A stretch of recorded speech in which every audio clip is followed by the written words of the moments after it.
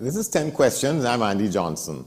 In a statement carried in the Guardian newspaper 2 weeks ago, letter writer Jacques-Claude Escalante said the Prime Minister of St. Vincent and the Grenadines hit the nail on the head. He said Dr. Gonzalez was the diamond in the rough at the recently held Regional Crime Symposium in Port of Spain. He quoted Dr. Gonzalez to the effect that no one in a court of law has ever testified that their poor upbringing or unhappiness forced them into a life of crime. Describing this as shaky reasoning, he said this was the thinking of academics who, he said, make a career out of defending criminals and trivializing their victims. In the piece, he went on to criticize the thinking of journalist Orrin Gordon on the issue of the death penalty. To quote him, Mr. Gordon's only argument against the death penalty is that it is barbaric. While he concedes that no one has the right to take the life of another, Mr. Escalante says moral equivalency has no place in retributive justice. Going further, he said the death penalty may not deter criminals from committing further crimes, but what it does is to prevent perpetrators from going on to kill again. He says the only question about the death penalty is this: does it cost us less to execute or house, feed, and clothe an inmate for the rest of his life? That's just part of his position in favor of the retention and application of the death penalty. My guest for this edition of the program is Leela Ramdeen, a proponent in the fight for the removal of the death penalty wherever it exists. She's a leading figure in the abolitionist organization, the Greater Caribbean for Life.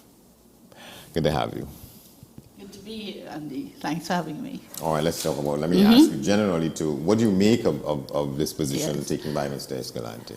Mr. Escalante, like many others who are pro the death penalty, really are not looking at what the causes of crime are. It's one thing talking about, as Archbishop Harris used to say, popping necks. It's another to look at whether, in fact, we can pop necks in the Caribbean region. So let's go back in history. As we know, in 1993, there was the Jamaican case of Pratt & Morgan, where the Privy Council, which is our final appellate court, made it clear that if, from the date of sentence, 5 years have passed, and you haven't hung the person, then it will be seen as, it will constitute inhumane and degrading treatment, and it will be unconstitutional. And we know that since then, the Privy Council kept raising the bar higher and higher, the human rights standards. And so in 2009, for instance, there was a case of Trimmingham and the Queen, in which the Privy Council laid down two principles. If you're going to hang as a country, first of all, it has to be the worst of the worst case. Secondly, there must be no prospect of reforming the person, and there must be no other opportunity, no other alternative to safeguard society from the person. And since then, there have been other cases in 2011 where, in fact, the Privy Council said, if you're going to hang, you have to get not only a probation report, but a psychiatrist report, a clinical psychologist report. So each stage, we can see that the bar has been raised higher and higher. When the then Attorney General Faris Al-Rawi was appointed, he set up a fast-track committee, and it said that there are 25 people, there are 47 people at the moment, I think, on death row. 25 persons, he said, they hadn't reached the 5-year mark yet, and so this fast-track committee was going to make sure that they can hang them. And they had all the obstacles had been removed. All the obstacles removed. And we know that the wheels of justice grind slowly here. There are over 1,200 people waiting for the murder trial to start yet, and some of them have been waiting for more than 5 years. So even when they have an opportunity to appeal.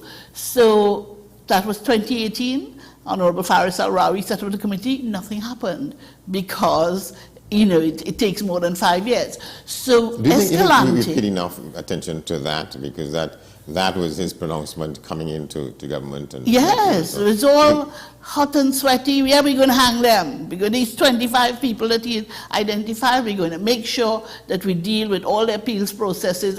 But you can't deal with the processes if other courts, like the Privy Council, they don't want the death penalty, so perhaps they may be delaying it, I don't know. But in any case, nothing happened since 2018. Do you think he has a duty to come back to the population? Absolutely. And explain what didn't happen? But nothing. That's how, and in fact, I was just reading an article by a man called Ivelaw Lloyd Griffith, who has just written a chapter in a book that's going to be produced about he's crime. He was the vice chancellor of Guyana, and he's on an international committee. He's also a fellow with Global Americans and the Caribbean Policy Consortium, and the University of Illinois Press is going to publish this book called Challenge Sovereignty: The Impact of Drugs, Crime, Terrorism, and Cyber Threats in the Caribbean. And chapter 4 is an article by him in which he talks about, he proposed the existence of a solution by platitudes syndrome, and looking at implementation deficit challenge in the Caribbean. Solution by platitudes, really, as he said, he refers to the recent crime symposium we had here in Trinidad and Tobago. The chapter really focuses on that too, and on comments made by, for instance, our own Prime Minister, who said, in fact, that if the opportunity arises for somebody to be hanged, he won't be one to say it's inhuman. And he rightly said, in a way, that what's inhuman is what's happening to innocent people. I want to make it clear, Greater Caribbean for Life, and myself as the chair of that organization, we have always said we stand in solidarity with victims. But looking at this, making platitudes, making public statements, without looking at the root causes of crime and addressing implementation, they made a declaration and a 15-point plan at that recent symposium. The challenge we have is, when are we going to see the implementation of plans like that? When I look at what's on the 15-point, many of those have been made in the past. In 1980, we remember Bishop Frank Abdullah. He wrote that report looking at making recommendations on modernizing our prison systems, etc. Unless we look at the revolving door and addressing things like that. We had Daniel Kahn's report, over 500 pages with recommendations. He was the inspector of prison. We've had Professor Deosaran's report. He was asked to look at, there was a task force looking at the situation in our prisons. We've had Seren Ryan's report. This is the 10th year, 2013. Seren Ryan came to my home. I was the chair of the Trinidad and Tobago Education Discussion Group. He and Dr. Marjorie Thorpe and Dr. Indira Rampasad and a few others came to my home to talk to the discussion group about, before they produced their report, what recommendations did we have in relation to education. I was the chief inspector of schools in England, and others, Professor Spence had started this group. Every member of that group were top educationists. And he wrote that report, no time to quit. Yes. Engaging youth at risk. We know what we have to do. The recommendations there are very similar, many of them, to the recommendations in the declaration made by our the CARICOM members who came to that session on the 17th and 18th of April here. So looking at it, just changing the name to crime as a health issue is not going to help.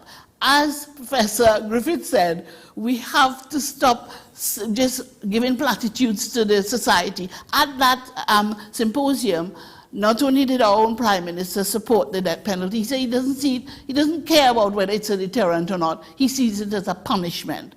But as a punishment, and you can't punish because you can't implement it. You can't. So we have to stop giving the impression to the public that just by making that statement that it will happen. When we fail, Greater Caribbean for Life issued a press statement at that, after we heard that, because also Honorable Ralph Gonsalves, the Prime Minister of St. Vincent and the Grenadines, said at that he's Catholic and he disagrees with his mother and with the Pope. He agrees with the death penalty. As we know, the Catholic Church changed its position in 2018. They changed the Catechism 2267 to say that in no circumstances is the death penalty admissible.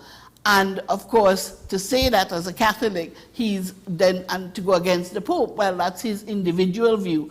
But when we have leaders, we need principled leaders, not that they don't have principle. We need them to lift their head above the parapet. There have been countries where the public did not want to change to abolish the death penalty. But the leaders in some of these countries were principled and realized it's not going to change, reduce crime. And they change it, they abolish. Do you know we have over 70%, 145 countries in our world today have abolished the death penalty in law practice. Yeah, let's go back to the Prime Minister's position as you reported it. Yes. It's a punishment. Yes. But it cannot be carried out. We tried Cannot. to. So just saying you see it as a punishment and you can't carry it out. Our last death hanging here took place, Andrew Briggs, in 1999, right?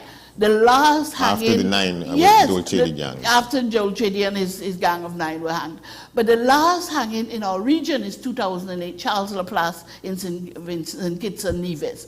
Do you know how long it is since, there's a list of how many years since Grenada, 43 years, 1978 was the last time they hanged in. If you look at it, most of the death rows in our region are empty. There are only 5. Trinidad has 47 persons, I think.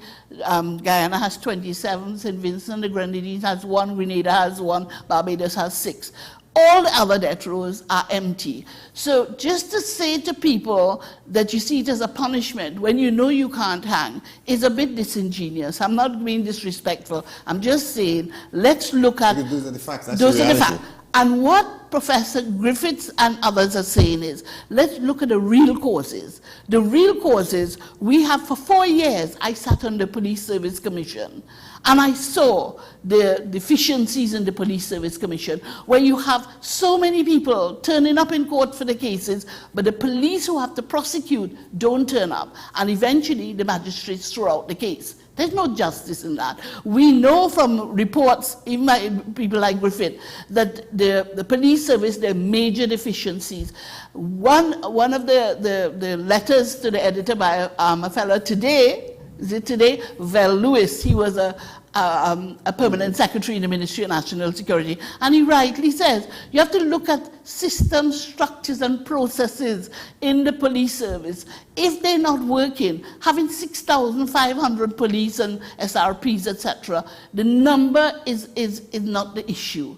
It's how you deploy people, how efficient they are, who is supervising them, and who is rooting out the rogue cops in the service. I know you make of this, but I've had, I was going to say the privilege, but whatever it is, to have witnessed what happened to people who participate in, effecting the death penalty. One was a senior prisons officer who was supposed to have been, a man of, almost with no remorse in terms of how he operated in the prisons. And after that, I think it wasn't the Joel Chady 9, it was Glen Ashby. Glen Ashby, illegal, illegal. And I found him the afternoon of that day. Yes. He was the person who had to go and take the guy out of his cell to take him up when there was this thing passed or got in the courts to say that, well, the Privy Council had approved a stay, and something happened. That information didn't get to the prisons, and he was the one who went to take Glen Ashby out and taking him up to meet his maker. I met him over a bottle of rum later that afternoon. He said he was on his second. And the chief prison officer at the time with the Joel Chady 9 was with Mr. Cipriani Batiste. Yeah. We've not heard from him since. And every time he came out to say that they were being hanged in batches of 3, every time he came out, you could see... Yes, it affected him. It affected him. And so people don't pay attention to that. No, and we went down in history of really going against natural justice the way Glen Ashby was hanged. My friend Gregory Delzin, I think who was his he said he was eating a mango and they just came and grabbed him out when they knew they had given a commitment to the Court of Appeal in Trinidad and Tobago that they're waiting to hear from the Privy Council, and overnight nothing will happen. Let's wait till the next morning. Bright and early, before cock crow, they grabbed the man eating his mango and go and hang him. And across the world, we were condemned for that. Yeah. So, but hanging, as we know, is not the issue. We need to look at our systems, our education system. This fellow, Lewis, rightly says, we need to look at the social, economic situation that facing our country, the downturn, education, parenting. Look at those issues and how they affect you. You go in our prisons and find out what the life chances of those who end up in prison are. And it's one thing for Escalante to say, poverty does not everybody who is poor commit heinous crimes, but poverty and social exclusion, marginalization of people, when they sit in, living cheek by jowl with rich people, seeing all this wealth, you don't think that will affect their psyche? Well, let me just read something what he says. Indeed, no one has the right to take someone's life, but moral equivalency has no place in retributive justice. If that were the case, then the police would have no right to seize a car at gunpoint from a criminal who seized the car at gunpoint. Can you make sense of that? Well, you see, his argument is flawed from the start. By giving them, he is Lex Talionis, is the eye for an eye, tooth for a tooth. As far as he's concerned, you kill, you should be killed. That's Old Testament. And you know, right here in Trinidad and Tobago, there are quite a few religious groups that promote Lex Talionis, when in fact, looking at Old Testament, we have to move beyond that. New Testament is when Jesus came, and Jesus said, you've heard it said, an eye for an eye, a tooth for a tooth, but I tell you, do not meet evil with evil. So if we're looking at who is going to help bell the cat, who is going to help turn things around and promote moral, spiritual, and ethical values in our children, we have to remember that there are some faith communities that do believe in the death penalty. So we're also fighting against that kind of thinking. But at the end of the day, the government has a duty to look at whether the institutions can implement any of those aspects in the 15-point plan.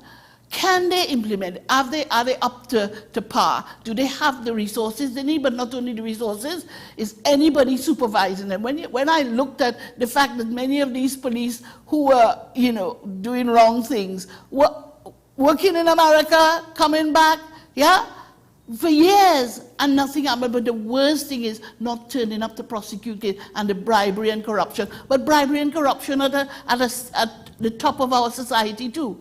I read in the papers today, I think it's our Minister of National Security, Honorable Fitzgerald Hines, saying that the few Coast Guard vessels we have can't, be around the country 24/7. That is true. But we need to look at how is it that we find all this, the drug bust that they had in the back of a vehicle. What happened when it was at the port? Why haven't we got, I understand, even CCTV cameras? There are 1,607 CCTV cameras. I understand only 730 are working. And what happened quite often? No film in the camera kind of thing. Right, so there are issues like that we have to look at. Have to address. Yes. On the topic of the death penalty, the only question is, does it cost us less to execute or house, feed, and clothe an inmate for the rest of his life? No, that to me is a cop-out. It costs a lot of money for the appeals process, and if we're looking at building, there's a man called, what's his name, Federico Mayor, who was the president of the Commission Against the Death Penalty, and he rightly says, rejecting the death penalty is about making a decision about the kind of society you want to live in. And the kind of society should not be looking at how much it's going to cost to keep them in prison. The kind of society we live in must look at what values do we have? Do we have the kind of values that value the dignity of the human person? In our Catholic Church, I'm Catholic as you know, the Catholic Church believes that the dignity of the human person, the sanctity of life, is the basic foundation of a moral vision for society. And so that dignity, no matter how heinous the crime, God gave us that dignity. There's a fellow called Andrew Douglas, who committed a murder and who has been on our platform speaking. They allow him to come out of prison. He's been there for more than 30 years, I think. He's a host for the prison radio and all that. He was in Trinidad. He is in Trinidad still. I saw him at a session at the Cure Our Situation. Yes, he speaks at some of our events. Right, I just wanted He's remorseful. I just hold the point. We need to take a break. We're coming back. This is 10 questions. We'll be back in a moment. Stay with us.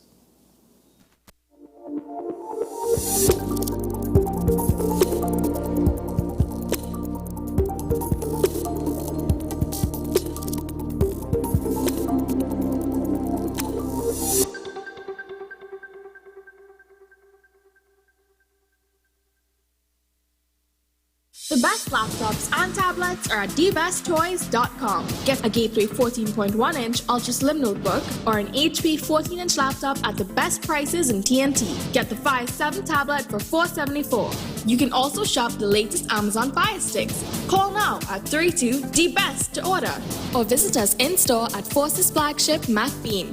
Shop online now at dbesttoys.com. Free delivery available throughout Trinidad and Tobago. Cash or links on delivery.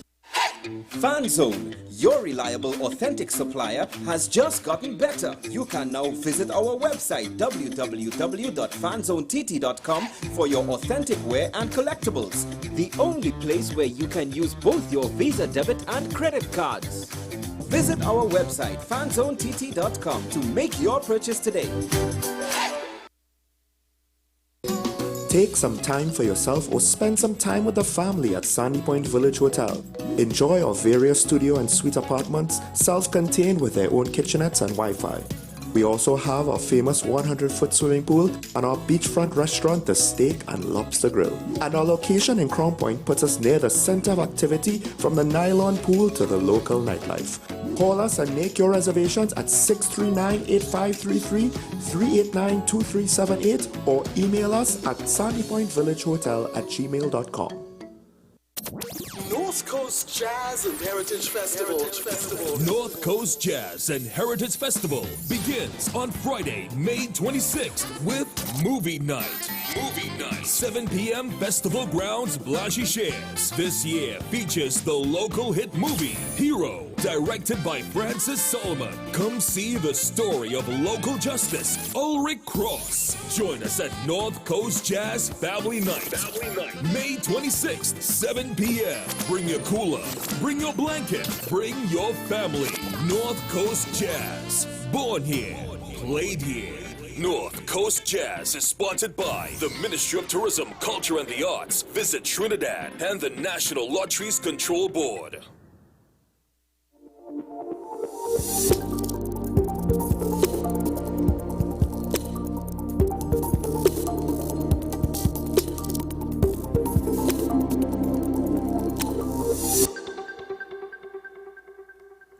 Welcome back to the program. This is 10 Questions. My guest, Leela Ramdeen. The question is responding to a letter to the editor carried in the Guardian newspaper a couple of weeks ago by one Jacques-Claude Escalante, who is in favor of the application of the death penalty in Trinidad and Tobago. We found ourselves not in a position to carry it out. People in prison continue to be there who have been pronounced to be handed up. It can't happen. Here's a little bit about Mr. Escalante's letter to the editor. Adam Smith once said that mercy unto the guilty is cruelty unto the innocent. Bleeding Hearts have spent the last 50 years showing compassion towards criminals. We've made teenage thugs appear to be helpless victims by calling them at-risk youth. We've given murderers second chances at life when in reality, we've only given them a second, third, and fourth chance to commit murders. You know, it's not about mercy. As I said earlier, it's about the kind of society we want. They asked, let's forget the mercy bit. They asked Peter Hart Associates in America, asked Chief of Police, where they fit the death penalty in their fight to reduce crime. And the police, all of them said last. They looked at the need to strengthen family life, to have more police on the streets doing the employment. Those were their priorities. The death penalty came last. There is a man called Frank Friel, former head of Organized Crime Homicide Task Force in Philadelphia. And he said the death penalty does little to prevent crime. It is fear of apprehension and the likely prospect of swift and certain punishment that provides the largest deterrent to crime. Swift and certain punishment. Our detection rate is about 14%.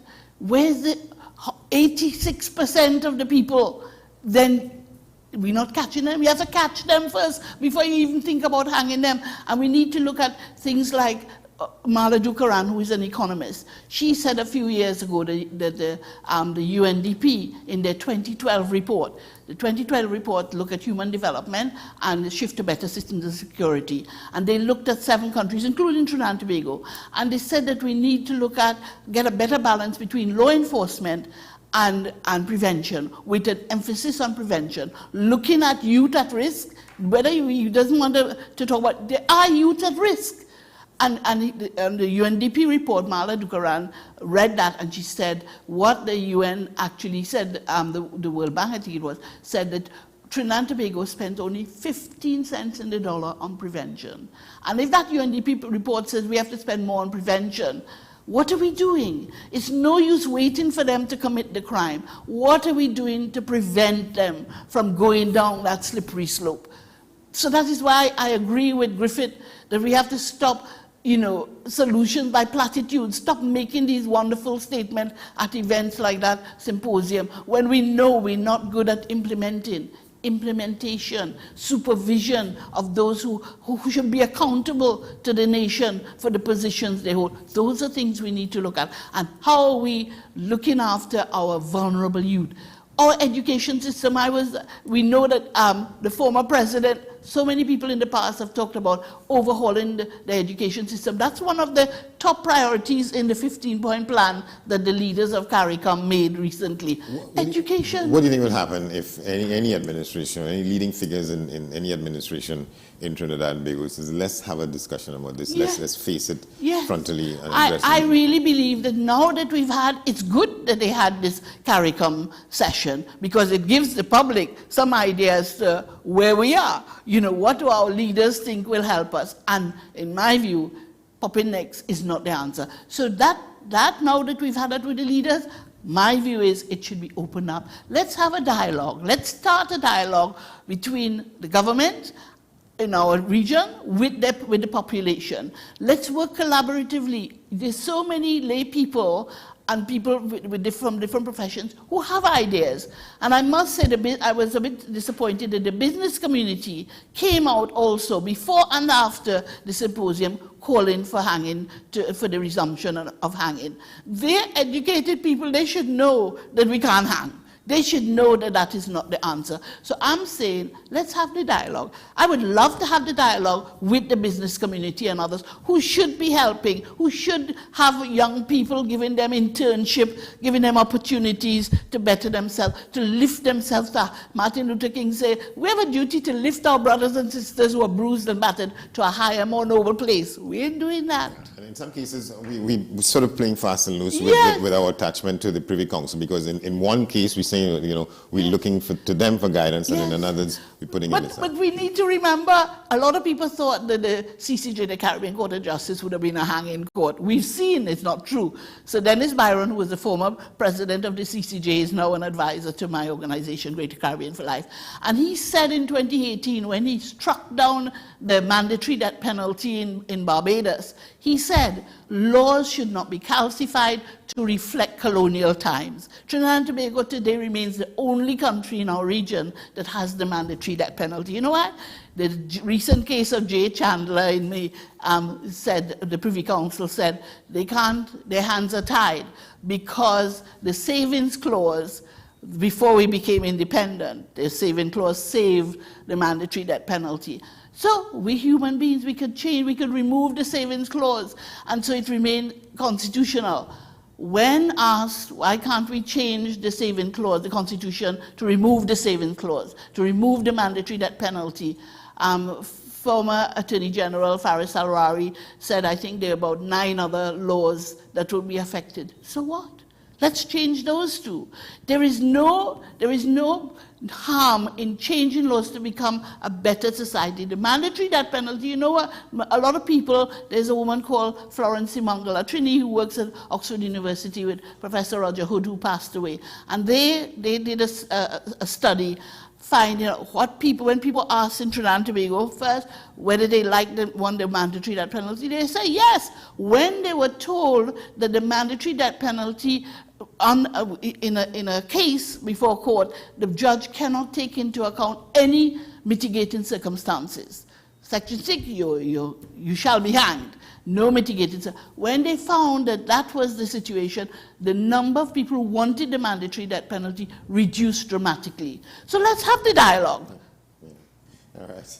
We're going to leave it there for now. Thank you very much. This is part of the dialogue ongoing on this question. with the death penalty in Trinidad and Tobago. This has been 10 Questions. I'm Andy Johnson. Thanks for watching. We'll see you next time.